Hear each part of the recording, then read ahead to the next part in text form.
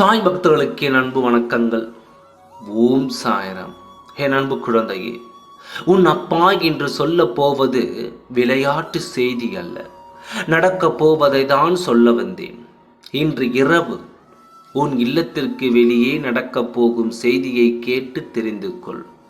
இன்று உன் இல்லத்திற்கு வெளியே மிகப்பெரிய சண்டை ஒன்று நடக்கப் போகிறது. அந்த சண்டையை போடுவது யார் என்று இன்று உன்னிடம் நான் சொல்லத்தான் போகிறேன். அது நடக்கப் போவது யார் யாருக்கு என்று பொறுமையாக கேள்.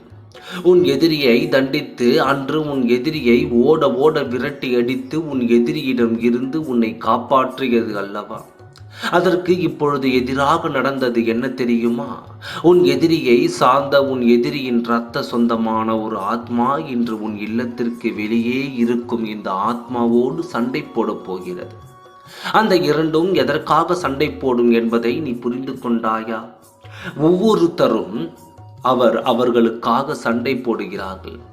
அவர் எதிரி என்று உனக்கு தெரியும், ஆனால் அதற்கு பாச பிணைப்புகள் இருக்கும் அல்லவா?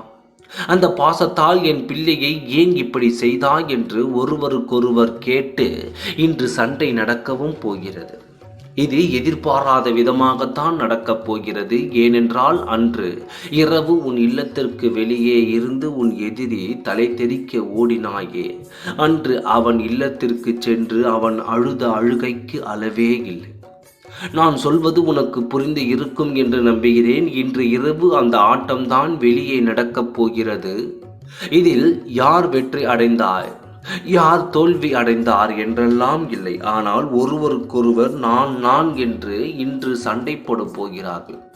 அவர்களுக்குள்ளும் சண்டை இருக்கிறது என்று தான் உன்னிடம் சொல்ல வந்தேன்.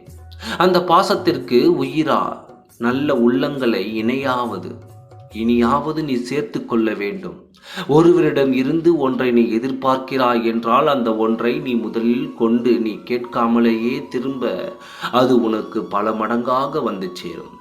இதையெல்லாம் மனதில் வைத்துக்கொண்டு நல்ல உறவுகளை சேர்த்து உன் வாழ்க்கையை மகிழ்ச்சியாக அமைத்துக் கொள்வது உன் கைகளில் இருக்கிறது. நிம்மதியாக இரு. உன் வாழ்க்கையில் நடப்பது எல்லாம் நல்லதாக நடக்கும். ஓம் சாய்ராம். நன்றி, வணக்கம்.